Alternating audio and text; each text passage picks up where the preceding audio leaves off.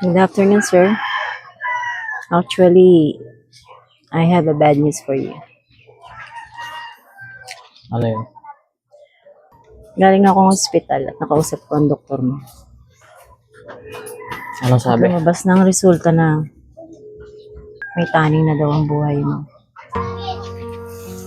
Kumalat na daw ang cancer cells sa buong mong katawan. Stage 4. Ano nga palang balak mo? Hindi ko pa alam eh. Iniisip ko lang naman kung saan ko ipapasa yung mga pag-aari ko. Pero alam mo, naiisip ka na magpanggap akong pulubi para makilala ko kung kanino kayo pamamana ng kumpanya. Ewan ko, sir, Hindi ako agree sa iniisip mo na yan. Kasi alam mo, maraming masasamang tao sa labas. Baka ikapahamak pa at lumalalo ang sakit mo. Yun nga eh. Sobrang dami ng taong masama. Iilan na lang yung mabuti. Tapos bago ako mamatay, meron akong makilala kahit isa man lang.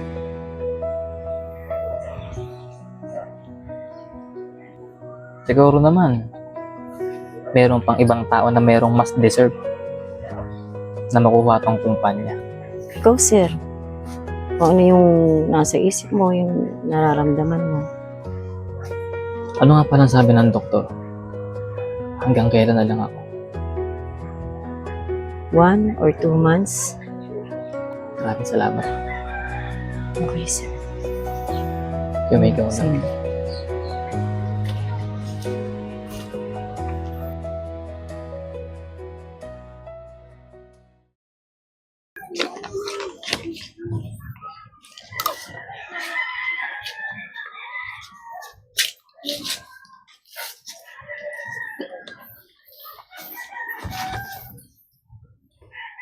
Oh. Bakit? Baka pwede makain sir. Ha? Oh, ang sarap yan eh. Doon ka nga. Kita mo kulang pa nga sa akin to, tsaka baho-baho mo. Oh, ano pa nyata ito yung dyan? Alis na! Oh. Asa, dun. Makulit ka. Tang kulang pa nga sa akin to eh. Hihingi ka pa. Alis na! Ba? Loko to ah. Ano ba? Konti lang sir. Tingnan mo nga ito, konti-konti na nga lang, hihingi ka pa. Doon, lumalis ka nga dito. Ang baho-baho mo. Nakakawalan kang gana kumain eh. Doon, lumas ka. Mo storboin dito. Alis! Itok na to, sasaluhan pa ako. Konti-konti na nga lang to eh.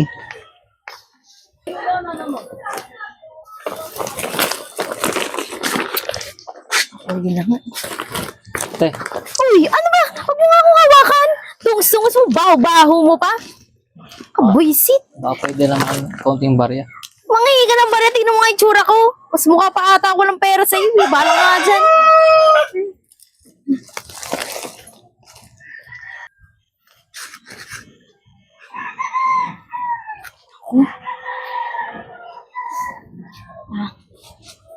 Sir?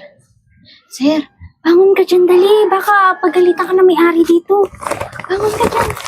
Ang dungis-dungis dyan ka nahihiga. Ito nga pala. May dala akong pagkain para sa'yo. Lagi kasi kita nakikita nitong mga nakaraang araw lang na lagi natutulog dyan eh. Teka lang. Dahan-dahan lang naman. Gusto mo pang tubig? Bibilhan kita.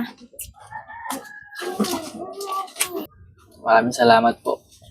Ako, wala yun. Alam mo, matagal na talaga akong tumutulong sa mga taong kagaya mo. Kaso kasi yung iba, nawalang hiya lang ako, kaya medyo nawawalan din ako ng tiwala sa iba. May pamilya ka ba? May nauuwian ka pa ba?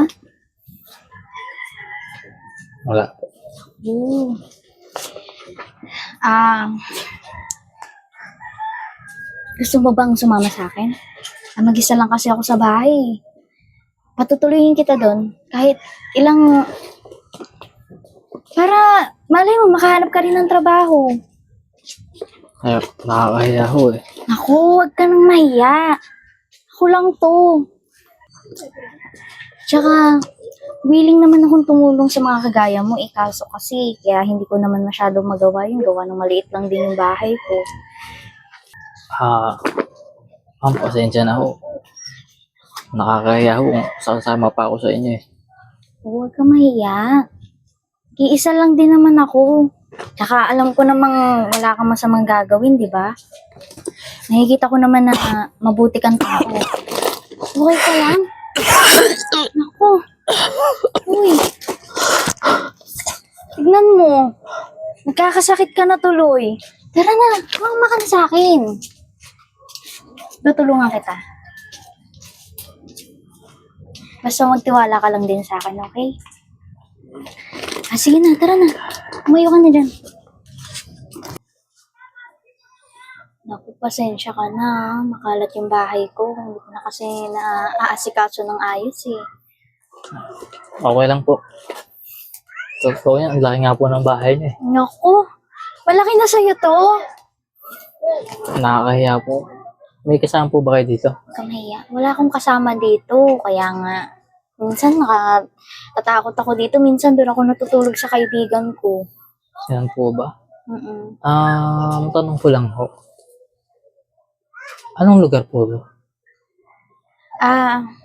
Lugar na to, bakit mga pala tinatanong? Hindi ko kasi alam palabas eh. Yung lugar na to, Aldana, alias Aldana. Mga ko ulit pangalan niyo? Pangalan ko, Hazel na lang. Call me Hazel. Hazel. Marie Ponce. Ako nga pala si Hazel Marie Ponce. Hazel. Maraming salamat Hayaan mo. Makakabawi din ako sa'yo. Naku! Tsura mo yan. Yaman na. Bumawi ka na lang para sa sarili mo. Wala. Tutulungan kita maghanap ng trabaho. Ako, hindi na kailangan. Bakit naman? Hindi na ako makakabawi sa sarili ko. Drama naman ang buhay nito. Tutulungan nga kita eh. Maraming salamat po. Aalis na po ako. Sige, kung aalis ka, hindi naman kita mapipilit. Dali mo na yung pagkain mo para may pagkain ka mamaya. Gusto mo ba dagdagan ko yan? Hindi, okay na po to. Maraming pasasalamat na to. Sige. Mag-iingat ka ha. Alam mo ba yung daan? Magtatanong-tanong na lang po ako. Sigurado ka ha. So mag-iingat ka lang. Sige na.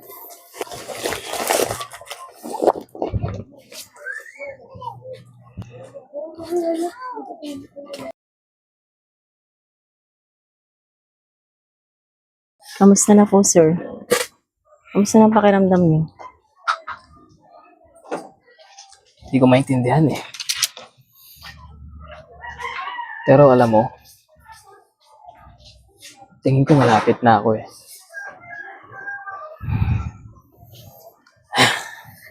May nakilala ako isang babae. Sobrang bait niya.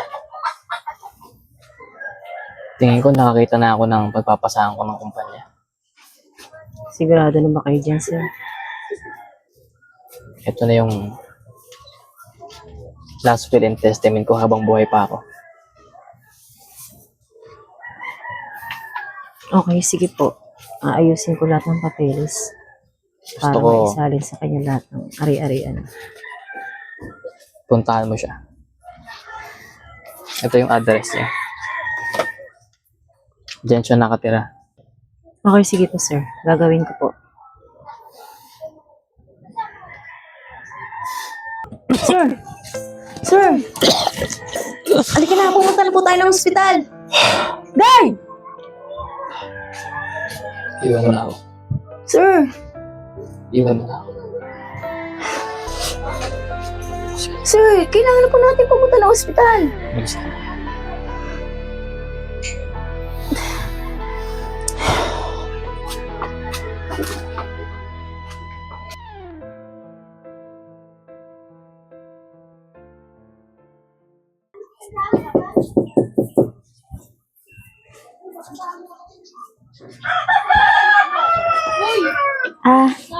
Hello po. Ano Good po? afternoon, ma'am. Kayo ba si Miss Hazel? Opo, ako nga po. Bakit po?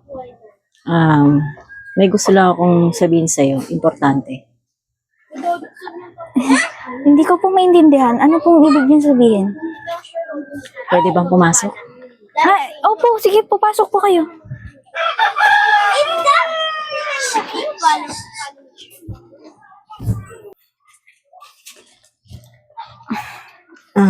Miss Hazel, kaya nga po pala ako naparito para sa importanteng bagay.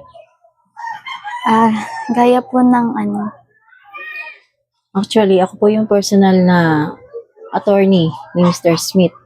Ang pinakamalaking may-ari ng kumpanya na KKK Drama. Teka, si Mr. Smith po ba? Di ba siya po yung isa sa pinakamayaman dito sa bansa? Tama. Bakit niyo po ako nakilala? Paano niyo po ako nakilala? Ganito kasi yun. Nagpanggap siyang isang pulubi. Di mo siya natatandaan? Ay, natatandaan ko po siya. Pinatuloy ko pa nga po siya dito sa bahay eh. Pero hindi ko po natanong kung anong pangalan niya. Hindi ko po siya nakilala ng ayos. Ang totoo niyan, kaya niya ginawa yun.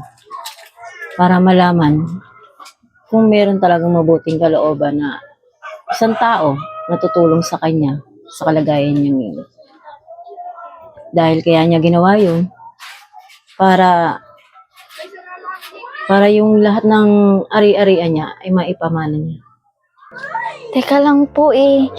Naguguluhan po talaga ako. Ano po bang ibig niyong sabihin? Ikaw ang napili niya, Hazel. Kasi sa kabutihang loob mo, sa lahat ng taong malipusta sa kanya, nung nagpapanggap siya, ikaw yung napili niya.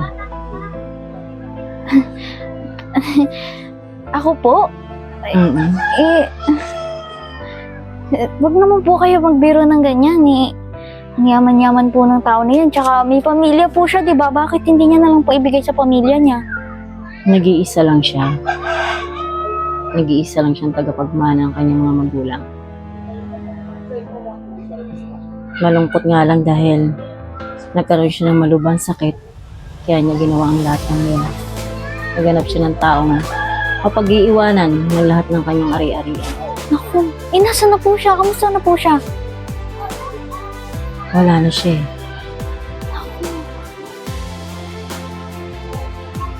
Dahil malubha ang naging sakit niya, wala nang lunas. Ito nga pala yung mga papeles, pirmahan mo, na sa katunayan na ikaw na ang bago nagmamay-ari ng lahat ng ari-arian mga sweet. Teka lang po. Sigurado po bang para sa akin po lahat yan? Baka nagkakamali po kayo. Deserve mo to, Hazel, kasi mabuting tao ka. Oo. Kung ito naman po ang gusto ni Mr. Smith, hindi ko na po ito tatanggihan. Ako, maraming salamat po. Habang buhay po ako magpapasalamat sa inyo, lalo na po kay Mr. Smith. Nasundan po siya ngayon. Sana lang, pangalagaan mong lahat yung iniwan mo sa'yo. Deserve mo lahat yan, dahil mabuti kang tao. Ako, makakaasa po kayo sa akin. Marami na din po ako natulungan tao. Yung iba po, mga nakapagtapos na po ng pag-aaral. Kaya itong binigay niyo po sa akin, gagawin ko po lahat para maalagaan po lahat ng to. Maraming salamat po. Tama yan. Sige, mauuna na ako. Marami pa akong asikasuhin. Sige po, ingat po kayo. Ikaw din.